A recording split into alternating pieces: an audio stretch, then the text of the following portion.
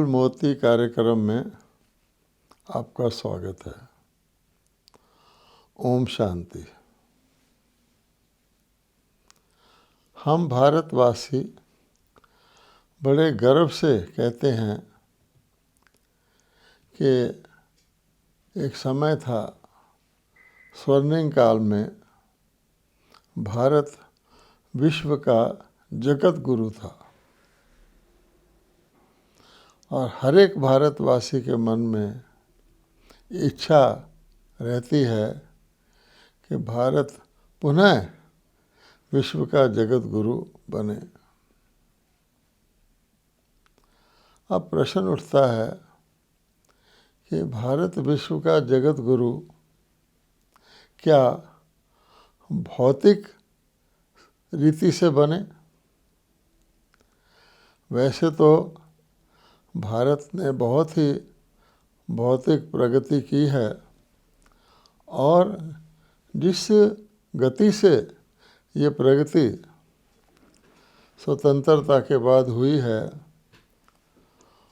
उस पे आधार पर देखा जाए तो निश्चित ही भारत भौतिक प्रगति में भी सारे विश्व का अग्रगणी बन सकता है।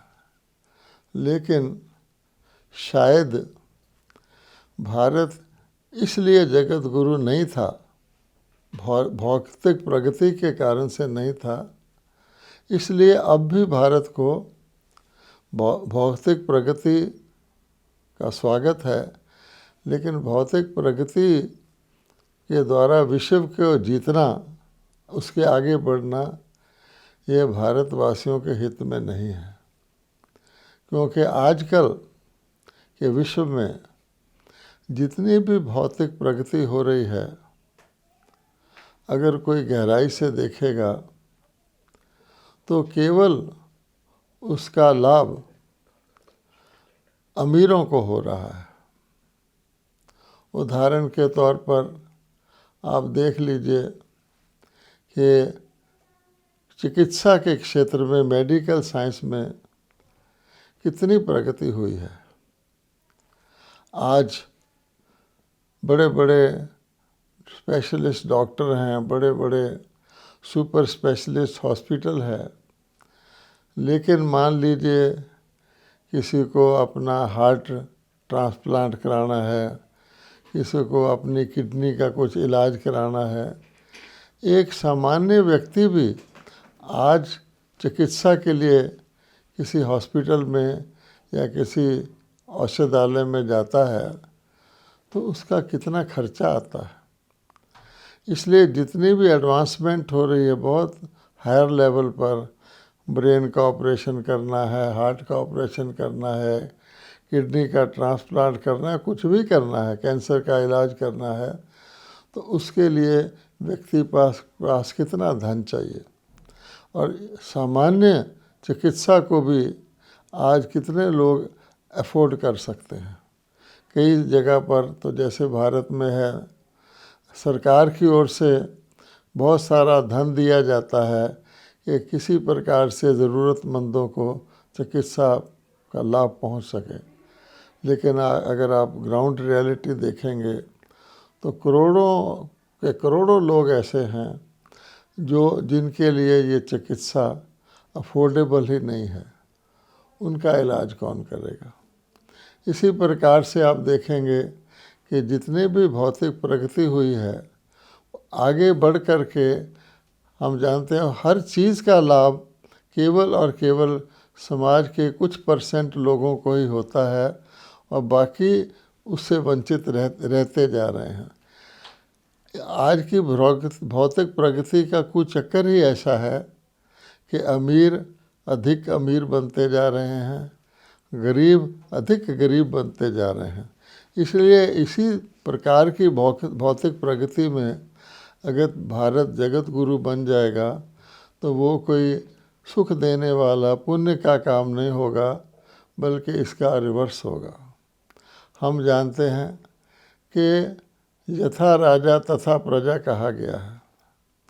तो वो जो आध्यात्मिक प्रगति थी, उसका लाभ जो है जो हो सकती है वो राजा से लेकर प्रजा तक को होता है। जैसे हम कहते हैं कि स्वर्णिम काल में या जब भारत जगत गुरु था तो यथा राजा तथा प्रजा था।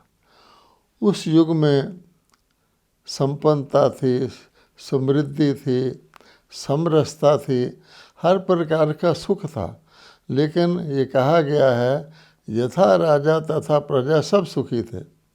और आज भौतिक प्रगति जो हम कर रहे हैं उसमें क्रीमी लेयर्स, समाज के कुछ अपर लेयर्स को तो उसका लाभ होता जा रहा है, और जो कुछ उस पर व्यय होता है रिसर्च वगैरह पर या उन संसाधनों को चलाने में गरीब जो हैं उससे अधिक से अधिक वंचित हो रहे हैं। इसलिए ये तो हम समझ लें कि पूर्व काल में भी जब भारत विश्व का जगत गुरु कहलाता था तो आध्यात्मिक स्तर पर ही था, आध्यात्मिक चोटी पर पहुंचने के कारण ही था।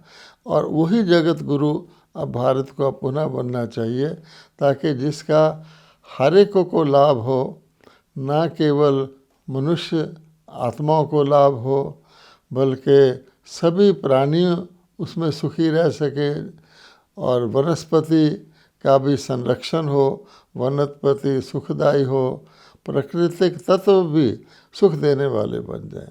तो ये ऐसा आध्यात्मिक प्रगति से ही हो सकता है। अब हम विचार करें कि भारत जगत गुरु कब था विश्व का। तो अगर हम भगवत गीता को लें तो भगवत गीता में बताया गया है कि भारत जगत गुरु था और परमात्मा ने ही उसको जगत गुरु बनाया था।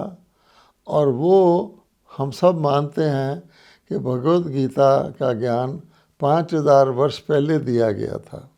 तो यूँ समझें हम कि भारत कोई लाखों वर्ष पहले जगत गुरु नहीं था, बल्कि आज से 5000 वर्ष पूर्व ही भारत जगत गुरु था। ये तो शास्त्र लिखने वालों ने सारे सृष्टि चक्र की आयु लंबी कर दी है, लाखों वर्ष कर दी है। इस कारण से व्यक्ति के मन से भी ओझल हो जाता है, हुआ होगा कभी भारत जगत गुरु करोड़ों वर्ष पहले, तो व्यक्ति का उसमें इंटरेस्ट भी नहीं रहता, ना उसका कुछ चिन्ह आज के संसार में महसूस होता है। लेकिन आप भगवत गीता को लें तो भगवत गीता में साफ साफ कहा गया है कि वह ज्ञान, ईश्वरीय ज्ञान, जिसके आधार पर आध्यात्मिक जगत गुरु बना, क्योंकि आध्यात्मिक ज्ञान केवल परमात्मा के पास ही है। धार्मिक पद्धतियाँ और चीज़ हैं, वो तो मनुष्यों द्वारा बनाई गई हैं। लेकिन आध्यात्मिकता जो जीवन के अंदर सत्यता, पवित्रता और समृद्धि लाती है, वो परमात्मा ने ही दिया था। और साफ साफ गीता में कहा गया है कि ये ज्ञान बहुत काल पहले भगवान कह रहे हैं, मैंने सूर्य को दिया था, सूर्य ने मनु को दिया था, मनु ने इक्ष्वाकु को दिया था। इसके बाद ये ज्ञान पास ऑन होता होता बहुत काल से प्रायलुप्त है। साफ साफ जाहिर है ये जो गीता में शब्द प्रयोग किए गए हैं सूर्य, तो ये कोई वास्तव में ये जो भौतिक सूर्य है इसकी बात नहीं है।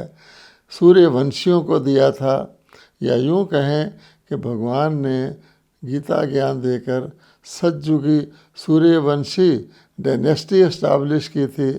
देवी देवताओं का, श्री लक्ष्मी नारायण का राज्य स्थापित किया था। फिर एक युग तक वो चला, पूरा सतयुग तक। फिर उसके बाद जो मनु कहते हैं, तो मनु मून को भी कहते हैं, चंद्रवंश को भी कहते हैं। तो सूर्यवंश से वो आध्यात्मिकता चंद्रवंश तक पास ऑन हुई। उसके बाद पूरा युग चंद्रवंश चला। फिर द्वापर से लेकर वो ऋषि मुनियों ने उसका जो थोड़ा अविशेष था वो चलता रहा। फिर भगवान कहते हैं कि वो ज्ञान प्रायलुप्त हो गया। अच्छा, अगर हम ये मानते हैं कि 5000 वर्ष पहले भगवान ने गीता सुनाई थी, तो उसकी अवधि भी 5000 वर्ष भी है। वैसे भी बुद्धि अगर प्रयोग करें तो 2500 वर्ष में, केवल 2500 वर्ष में दुनिया में कितनी जनसंख्या बढ़ी है, कितने धर्म स्थापित हुए हैं, तो हम देखेंगे कि भारत के आदि सनातन धर्म को छोड़कर अन्य सभी धर्म, इस्लाम है, बुद्धिज़्म है, ईसाई धर्म है, उसके बाद छोटे छोटे मठ पंथ हैं, ये कोई 2500 साल से ज़्यादा पुराने नहीं हैं।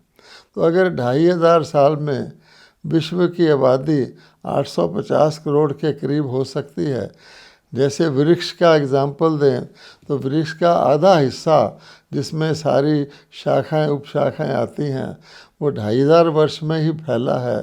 उससे पहले कितने वर्ष और हुए होंगे जिसमें भगवान का स्थापित किया हुआ देवी देवता धर्म या आदि सनातन धर्म चला होगा। तो ज़रूर 5000 वर्ष 2500 और लगाने ही इसकी अवधि है। अब देखा जाए पुनः भारत विश्व का जगत गुरु कैसे बने, तो जिस भगवान के दिए हुए ज्ञान के द्वारा भारत आध्यात्मिक चोटी पर पहुंचा था, वो ज्ञान भगवान का धरती पर आकर दिया हुआ ज्ञान अगर कहीं मिलता है, उसका कोई स्मारक मिलता है, तो श्रीमद् भगवत गीता में ही मिलता है। श्रीमद् भगवत गीता में ही भगवानोवाच्य कहा गया है। श्रीमद् भगवत गीता में ही ये कहा गया है कि ये ज्ञान मैंने पहले सूर्य को दिया था, अब बहुत काल से प्राय लुप्त है। यानी 2500 साल के से वो असली ज्ञान प्राय लुप्त है। उसके स्मारक श्रीमद् भगवत गीता शास्त्र के रूप में हैं। अन्य कई प्रकार के मंदिरों में देवी देवताओं की मूर्तियों के रूप में स्थापित हैं। भारत के उत्सवों के रूप में भी उसके स्मारक चले आते हैं और तीर्थ स्थान आदि भी उसी की याद में बनाए गए हैं, वो उसके स्मारक हैं। वो 2500 वर्ष के चले आते हैं। लेकिन हमें देखना है कि अगर सारे विश्व को ये पता लग जाए कि आध्यात्मिकता भगवान ने स्थापित की थी और उस आध्यात्मिकता को विश्व ने भी, विश्व के अन्य प्राणियों ने, सारे अन्य आत्माओं ने भी मनुष्यों ने भी धारण किया था, तब भारत विश्व का जगत गुरु बन सकता है। अगर सिंपल शब्दों में कहें, साधारण शब्दों में कहें, अगर सारे विश्व के लोग श्रीमद् भगवत गीता को, जिसको हम सब कहते हैं कि सर्वशास्त्रमयी शिरोमणि शास्त्र है, जिसकी महिमा सब जानते हैं, जिसका अनुवाद विश्व की अधिकाधिक भाषाओं में हुआ है, जिसके ऊपर अनेक टिप्पणियाँ लिखी गई हैं, वो भगवत गीता वास्तव में भगवान ने जो सुनाई थी, तो वो तो सारे विश्व की आत्माओं को इसके लिए ही सुनाई थी, केवल भारत के लिए नहीं सुनाई थी। उसका उसका काट देना, उसका प्रूफ ये है, प्रमाण ये है कि उसके द्वारा देवी देवताओं का सतयुग स्थापित हुआ था और वो देवी देवताओं का जो सतयुगी स्वराज्य था वो वैश्विक राज्य था। भारत के चक्रवर्ती महाराजन महारानी श्री लक्ष्मी श्री नारायण का गान है। यानी सारे विश्व का ही कल्याण भगवान ने गीता ज्ञान सुना के किया था। अब हम देखें, आज उस जगत गुरु की को पुनः स्थापित करने के लिए भारतवासियों को ये बात सारे विश्व की मनुष्य आत्माओं को, सारे विश्व के लोगों को, देशों को मनवानी होगी कि श्रीमद् भागवत गीता केवल भारतवासियों का ही ग्रंथ नहीं है, ये स्वयं परमात्मा द्वारा सिखाया हुआ ज्ञान योग है और जो सारे विश्व के लिए था। आज अगर हम जिस रूप में, स्मारक रूप में श्रीमद् भगवत गीता उपलब्ध है, उसको सारे विश्व को कहें, यूनाइटेड नेशंस में भी जाकर कहें कि इसे सारे विश्व का धर्म ग्रंथ स्वीकार किया जाए, क्या ये संभव है? हम सब जानते हैं नहीं है। वास्तव में तो भारतवासी भी उसके सत्य को ना जानने के कारण भारतवासी भी आध्यात्मिकता से दूर होते जा रहे हैं, आध्यात्मिकता लगभग लुप्त हो चुकी है। इसलिए तो भगवान कहते हैं मैं पुनः आकर के 5000 साल बाद आकर के पुनः गीता का सत्य सार सुनाता हूँ। अब आप देखिए इसमें बाधाएं क्या हैं।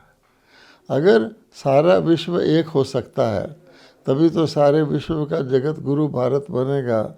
तो उसका एक ही कॉमन डिनोमिनेटर है, एक ही मूल आधार है कि सारे विश्व के मनुष्य अपने आप को आत्मा माने, क्योंकि आत्मिक रूप से ही हम भाई भाई हैं। आत्मिक रूप से ही परम आत्मा की संतान होने के नाते आत्माएं भाई भाई हैं। तो fatherhood of God, brotherhood of man, विश्व बंधुत्व अगर स्थापित हो सकता है तो हर एक जीव मनुष्य आत्मा अपने आप को आत्मा माने, चाहे वो इंग्लैंड में रहता हो, चाहे ऑस्ट्रेलिया में रहता हो, चाहे अफ्रीका में हो, किसी भी रंग का हो, किसी भी भाषा का हो, ये एक कॉमन फैक्टर है। और अगर कोई गीता का प्रथम चैप्टर भी खोले तो भगवान ने यही स्मृति मनुष्य आत्मा को दिलाई है कि तुम शरीर नहीं आत्मा हो। शरीर मानते ही मनुष्यों के अंदर भिन्नता, भेदभाव, रंग भेद, भाषा भेद, जाति भेद, राष्ट्र भेद, सब प्रकार के भेद आ जाते हैं। इस हिसाब से पहली बात तो यह है कि सभी मनुष्यों को आत्मा मनवाया जाए। अब जो भगवत गीता उपलब्ध है आज, उसके अंदर तो परमात्मा को भी शरीरधारी दिखा दिया गया है। कैसी विडंबना है, परमात्मा ने शरीरधारियों को कहा तुम अपने आप को आत्मा समझो तब मुझ परमात्मा को पहचान सकोगे, मेरे से प्राप्ति कर सकोगे। और गीता शास्त्र के बनाने वालों ने परम आत्मा को भी शरीरधारी रूप में अर्थात श्री कृष्ण के रूप में दिखाया हुआ है। अब ये भगवत गीता जिसमें श्री कृष्ण भगवानोवाच हमारे ऋषियों ने लिख दिया, वेद व्यास जी ने लिख दिया है, क्या इसको सारे विश्व के सभी धर्मों के लोग स्वीकार करेंगे? बिल्कुल नहीं। कई भारतवासी भी इसके ऊपर प्रश्न उठाते हैं। दूसरी बात, श्री कृष्ण के बारे में भी जो भारतवासियों ने कई प्रकार की अजीब प्रकार की कथाएं बनाई हैं, जो कि एक व्यक्ति के लिए डाउट पैदा करती है, ख़ास तौर पे विदेशियों के मन में, कि श्री कृष्ण मक्खन चुराया करते थे, गोपियों के वस्त्र हरण कर लिए, उनकी 16,108 रानियाँ थी, इत्यादि इत्यादि। उन पर जो कलंक लगे हुए हैं, तो इसलिए वो तो बिल्कुल ही असंभव हो जाता है सारी दुनिया के लोगों को आज की स्थिति में जो भगवत गीता है उसको विश्व का ग्रंथ मानने और उसके रचने वाले को परमात्मा मानने के लिए ख़ास तौर पे उसमें युद्ध दिखा दिया गया है। अब भगवान कहते हैं मैंने तो बिल्कुल अहिंसा परमो धर्म का स्वर्ग स्थापित किया था, जिसके लिए कहते हैं वहाँ शेर और गाय जैसे पशु भी एक घाट जल पीते थे। अब ऐसे अहिंसा परमो धर्म की सृष्टि की स्थापना क्या भगवान ने हिंसा द्वारा कराई होगी? एक तो उसमें हिंसक युद्ध दिखा दिया है, तो उसमें भगवान के देवता परमात्मा निराकार की जगह देवता श्री कृष्ण को दिखा दिया है। फिर कृष्ण की जीवनी में भी धर्म अनेक प्रकार के कलंक लगा दिए हैं। इस कारण से आज भारत जो जगत गुरु था वो लुप्त हो गई है बात। तो कोई भी भारतवासी भी अपने आप को अब जगत गुरु नहीं समझते, न उस आध्यात्मिकता को धारण कर सकते हैं। तब भगवान पुनः अवतरित होकर सत्य बताते हैं, सत्य पर चलाते हैं और भारतवासियों को आध्यात्मिक शिखर पर ले जाते हैं और भारत को विश्व का जगत गुरु इस प्रकार से बना देते हैं कि सारा विश्व ही भारत कहलाने लग जाता है। अब उसके लिए आप देखेंगे जो सत्य भगवान बताते हैं, पहली बात उसमें यह है, परमात्मा कहते हैं मैं परम पिता परम आत्मा हूँ, निराकार हूँ, मैं शरीरधारी नहीं हूँ, मैं कभी शरीर धारण नहीं करता हूँ। ज्ञान सुनाने के लिए भी मैं शरीर का आधार लेकर अवतरित होता हूँ, लेकिन मैं सदा निराकार रहता हूँ। अब ये बात अगर हम सारे विश्व के लोगों को बताएं कि हम सब का, आप सब का परम पिता, परम आत्मा, सुप्रीम सोल, खुदा, गॉड निराकार है, तो सब स्वीकार करेंगे। दूसरी बात, भगवान कहते हैं सारे विश्व के सारे धर्मों के लोग एक तो परमात्मा को मानते हैं और उसको निराकार रूप में मानते हैं। दूसरी बात, इस साकार लोक में भी जो आदि पुरुष जिसको मानते हैं, आदि देव जिसको मानते हैं, यानी शरीरधारी भगवान की जो सर्वश्रेष्ठ रचना मानते हैं, वो भी सब एक को ही मानते हैं। भारतवासी उसको ब्रह्मा कहते हैं कि ब्रह्मा जी के द्वारा नई दुनिया रची गई। क्रिश्चियन लोग उसको एडम कहते हैं और मुसलमान लोग बाबा आदम कहते हैं और लोग आदिनाथ कहते हैं। भाव कहने का ये है, एक निराकार और इसको उसकी जो प्रथम रचना है उसको सारे लोग कॉमन मानते हैं, नाम अलग अलग देते हैं। वो शरीरधारी है, वो निराकार है। अच्छा, अगर इस बात को फिर भारतवासी ये समझाएं, उस निराकार का कोई स्मारक सारी दुनिया में कहीं है, तब तो माना जाएगा। जैसे अन्य क्राइस्ट के को भी लोग समझते हैं, बुद्ध को भी समझते हैं, श्री कृष्ण को भी समझते हैं, श्री राम को भी समझते हैं, उस निराकार का कोई स्मारक है तो भारत में है और विश्व के कई देशों में है, जिसको हम आज शिवलिंग के रूप से जानते हैं। परमात्मा कहते हैं ज्योतिर्लिंगम के ज्योति स्वरूप मैं परमात्मा हूँ।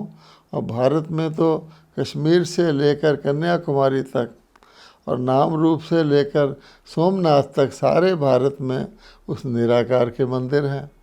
और आप ये भी नोट करें और दूसरों को करवाएं कि अगर किसी को परमात्मा माना जाता है आज भी भारत में भी, तो निराकार को ही माना जाता है।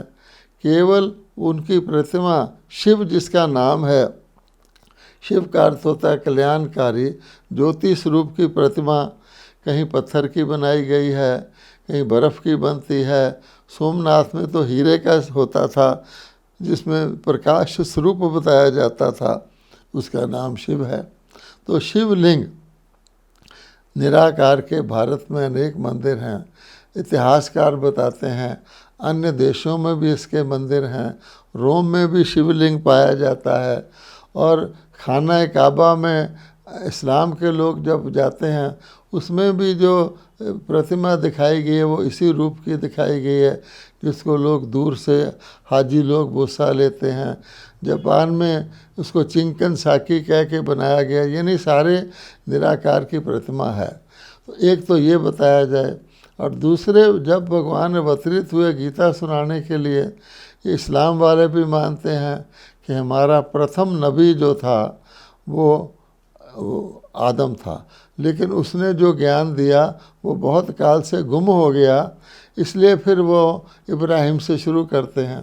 तो इस शॉर्ट में ये कहें, अगर हम भारतवासी इस बात को खुद भी धारण करें और दूसरों को समझाएं कि सारे विश्व का पिता निराकार है, उसका नाम शिव है भारत में, और उसका जो वो ज्ञान आकर सुनाते हैं, जिसके आधार पर आध्यात्मिक गुरु सारे बनता है भारत, और सारी दुनिया आध्यात्मिकता के शिखर पर पहुंच जाती है, उसका वो भी कॉमन है।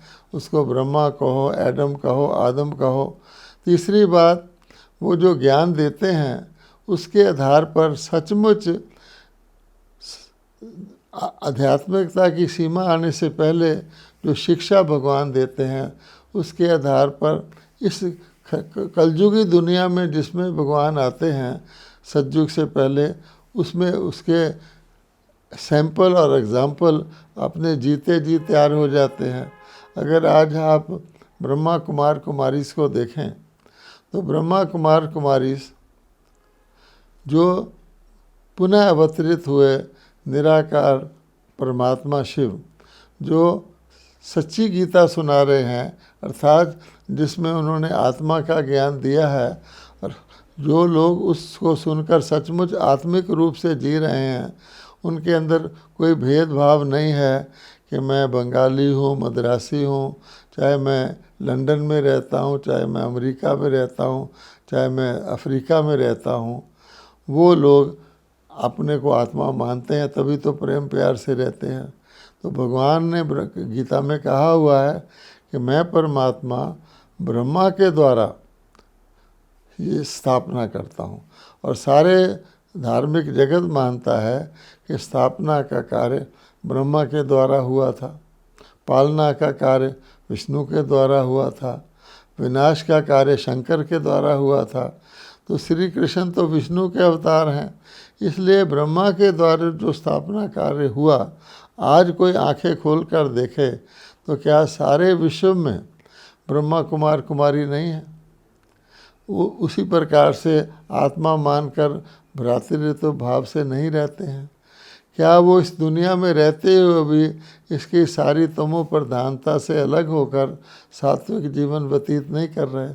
इसलिए अब पुनः भारत विश्व का जगत गुरु बनने जा रहा है, और इस बात को जितने अधिक से अधिक मानव समझेंगे और उसी धारणा में आएंगे कि हम सब निराकार आत्माएं हैं, एक परमपिता परमात्मा की संतान है, आपस में हमारा प्रेम है, और हम वो जो परमात्मा ने ज्ञान दिया कि तुम 5 विकारों से मुक्त हो, गीता में कहा हुआ है कि तुम्हारे शत्रु तुम्हारे को फूट डलवाने वाले काम क्रोध लोभ मोह अहंकार हैं, उसको कैसे जीतो, वो कार्य वर्तमान समय चल रहा है। इसलिए हमारा सभी के लिए ये शुभ संदेश है कि समय रहते इसको पहचाने इस बात को, और स्वयं भी आध्यात्मिकता को धारण करके भारत को विश्व गुरु बनने में सहयोगी बने। ओम शांति।